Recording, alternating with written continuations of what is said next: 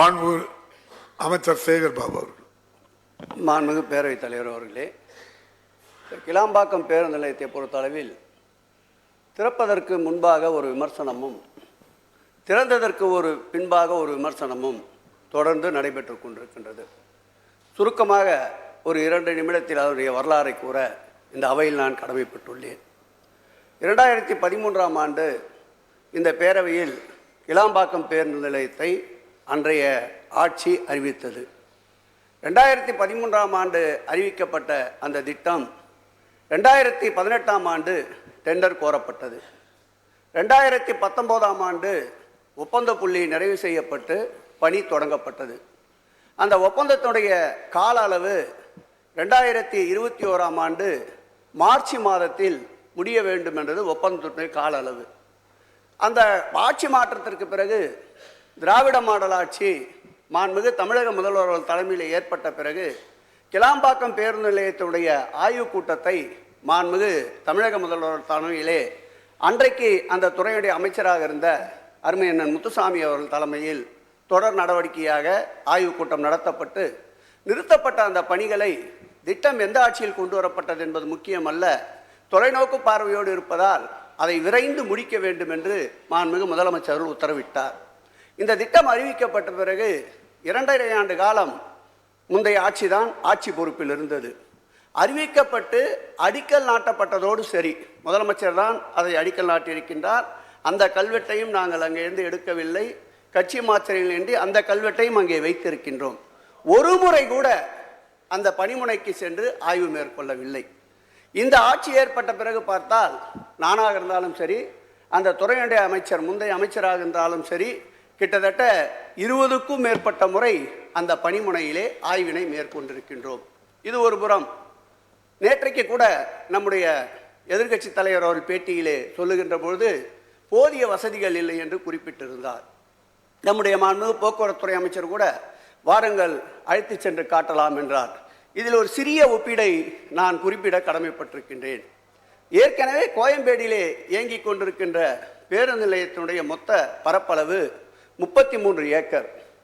புதிதாக கட்டப்பட்டிருக்கின்ற கிளாம்பாக்கம் பேருந்து நிலையத்துடைய பரப்பளவு 86 ஏக்கர். இந்த 86 ஏக்கரில் முந்தைய அரசு சரியான திட்டமிடல் இல்லை என்ற காரணத்தால் பல்வேறு பணிகளை மேற்கொள்ள தவறிவிட்டது. அப்படி அவர்கள் தவறிய பணி கிட்டத்தட்ட 100 கோடி ரூபாய் அளவிற்கு இன்றைக்கு அந்த கிளாம்பாக்கம் பேருந்து நிலையத்தில் செயல்படுத்தி காட்டியிருக்கின்றோம். கடந்த நம்முடைய கோயம்பேடு பேருந்து நிலையம் என்பது 2002ஆம் ஆண்டு திறக்கப்பட்டது. அந்த பேருந்து நிலையம் திறக்கப்பட்ட பிறகு 7 ஆண்டுகள் வரை நாம் சென்னை வாசிகள் என்பதால் நன்றாக அறிந்திருப்போம். பாரிமுனை, சென்ட்ரல், எழும்பூர் போன்ற பகுதிகளில் ஆமுனி பேருந்துகள் இயக்கத்தால் போக்குவரத்து ஸ்தம்பித்திருந்தது. மக்கள் பெரிய அளவு பாதிக்கப்பட்டிருந்தார்கள். ஆனால் நம்முடைய கோயம்பேடு பேருந்து நிலையம் 2002ஆம் ஆண்டு திறக்கப்பட்டாலும் 2009ஆம் ஆண்டு தான் ஆமணி பேருந்துகள் கோயம்பேடு நிலையத்திற்கு செல்லுகின்ற நிலை இருந்தது. குறிப்பிட்டு சொல்ல வேண்டும் என்றால் 7 ஆண்டுகள் கழித்துத்தான் கோயம்பேடு பேருந்து நிலையம் திறக்கப்பட்ட பிறகு மக்கள் பயன்பாட்டிற்கு வந்தது. ஆனால் இன்றைய திராவிட மாடல் அரசு கடந்த டிசம்பர் மாதம் 30ஆம் தேதி இந்த பேருந்து நிலையம் திறக்கப்பட்டதிலிருந்து இன்றைய தினம் வரையில் கணக்கில் வைத்தால் 45 நாட்கள் ஆகின்றன.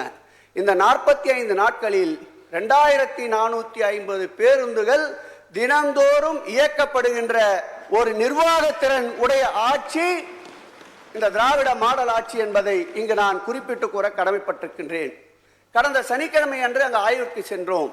அன்றைய தினம் மாத்திரம் பயணிகளுடைய எண்ணிக்கை எவ்வளவு என்று பார்த்தால் 1,07,000 பேர் அன்றைய ஒரு தினத்தில் பயணித்திருக்கின்றார்கள். நம்முடைய கோயம்பேடு பேருந்து நிலையத்தில் பார்த்தால் பேருந்து ஓட்டுநர்கள் அன்றைக்கு 2002ஆம் ஆண்டு வந்த தலைப்புச் செய்தியை சுட்டி காட்டுகிறேன். பேருந்து ஓட்டுநர்களுக்கு படுக்க இடம் இல்லாமல் பேருந்துகள் அடியிலே படுத்து உறங்குகிறார்கள் என்ற செய்திகள் எல்லாம் நான் கையிலே வைத்துக் கொண்டிருக்கின்றேன். எதிர்க்கட்சி தலைவருக்கு தருவதற்கும் தயாராக இருக்கின்றேன். ஆனால் இன்றைய நிலை அப்படி அல்ல. 3 இடங்களில் பேருந்து ஓட்டுநர்களுக்கு 300க்கும் மேற்பட்டவர்கள் தங்குவதற்குண்டான ஏற்பாடுகளை இந்த கிளாம்பாக்கம் பேருந்து நிலையத்தில் ஏற்பாடு செய்யப்பட்டிருக்கின்றது.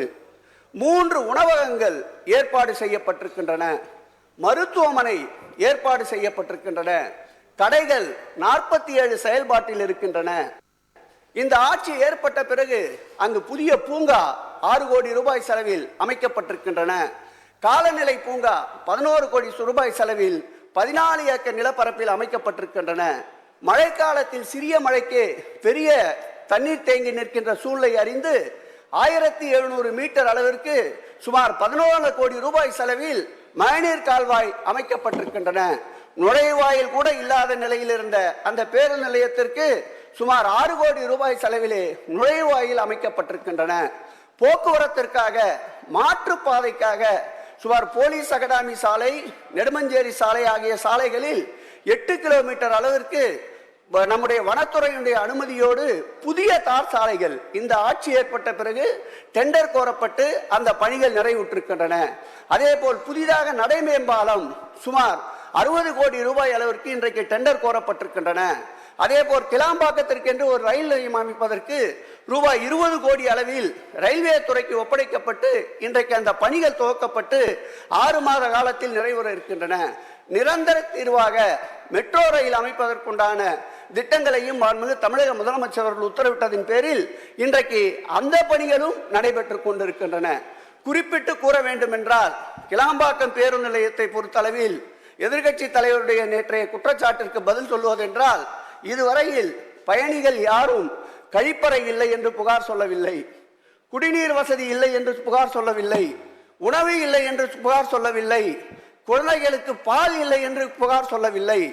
இந்த பேருந்து நிலையத்தை பொறுத்தளவில் இரவு நேரத்தில் ஏற்படுகின்ற 12 மணிக்கு மேல் 4 மணிக்குள்ளாக வருகின்ற அந்த பயணிகளுக்கு உண்டான பேருந்து வசதி இல்லை என்பதால் சில ஊடகங்களால் திட்டமிட்டு பரப்பப்படுகின்ற பிரச்சனையை தவிர கிளாம்பாக்கம் பேருந்து நிலையத்தை பொறுத்தளவில் 100% பயன்பாட்டிற்கு இன்றைக்கு எடுத்துக்கொள்ளப்பட்டிருக்கின்றன.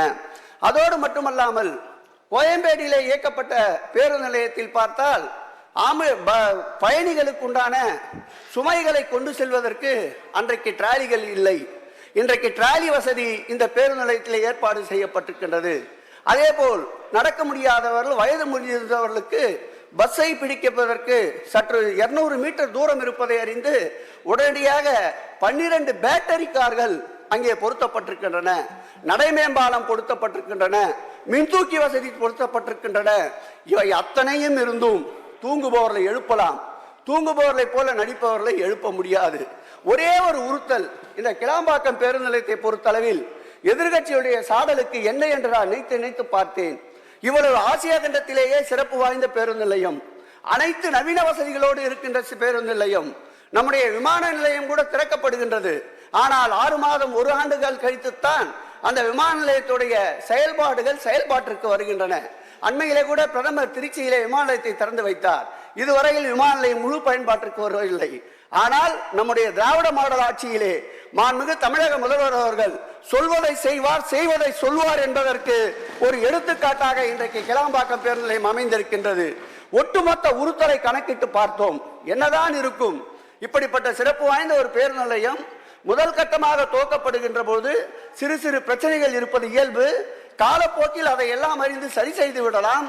ஆனால் இப்படி தொடர்ந்து புகார் கூறுறாள் என்று சிந்தித்து பார்க்கின்ற பொழுது என்னுடைய சிந்தைக்கு வருவதெல்லாம், தலைவர் கலைஞர் 100 ஆண்டு பேருந்து நிலையம் என்று வைத்ததால் தான் இந்த அவதூறுகளை தொடர்ந்து மனமில்லாதவர்கள் பரப்பி வருகிறாள் என்பதை நான் இங்கே கோடிட்டு காட்டி, கிளாம்பாக்கம் பேருந்து நிலையத்தில் இன்னும் தேவைப்படுகின்ற அனைத்து அடிப்படை வசதிகளையும் நிறைவு செய்கின்ற வகையில் பல்வேறு மாற்றங்களை இந்த 45 நாட்களிலே கிளாம்பாக்கம் பேருந்து நிலையத்தில் கொண்டு வந்திருக்கின்றோம். வேண்டுமென்றால் சட்டமன்றத்திலே இருக்கின்ற அனைத்து கட்சியை சார்ந்த உறுப்பினர்களும் வாருங்கள், நாங்கள் கிளாம்பாக்கம் பேருந்து நிலையத்திற்கு எதிர்கட்சி தலைவர் உட்பட அனைவரையும் அழைத்து செல்கிறோம். மேலும் நீங்கள் என்னென்ன தேவை என்று கூறுங்கள், மாண்புமிகு தமிழக முதல்வர் கவனத்திற்கு கொண்டு சென்று முழுமையாக உங்களுடைய தேவைகளையும் நிறைவேற்ற இந்த அரசு தயாராக இருக்கின்றது. ஆகவே கிளாம்பாக்கம் பேருந்து நிலையம் சிறு சிறு தேவைகளை முழுமையாக பூர்த்தி செய்து தொலைநோக்கு பார்வையோடு சென்னை மக்களுடைய நெரிசலை குறைப்பதற்கு, அது பயன்பாட்டிற்கு வருவதற்கு அனைத்து தரப்பினரும் ஒத்துழைப்பை நல்க வேண்டும் என்று கேட்டுக்கொண்டு அமர்கின்றேன். மாண்புமிகு பேரவைத் தலைவர் வாயிலாக கேட்டவர்களுக்குண்டான தலைவர் இருந்துகிறார், கேட்டவர்களுக்குண்டான பதிலாக இதை நான் பதிவு செய்ய கடமைப்பட்டிருக்கின்றேன். செய்திகளை உடனுக்குடன் தெரிந்து கொள்ள உடனே சப்ஸ்கிரைப் பண்ணுங்க.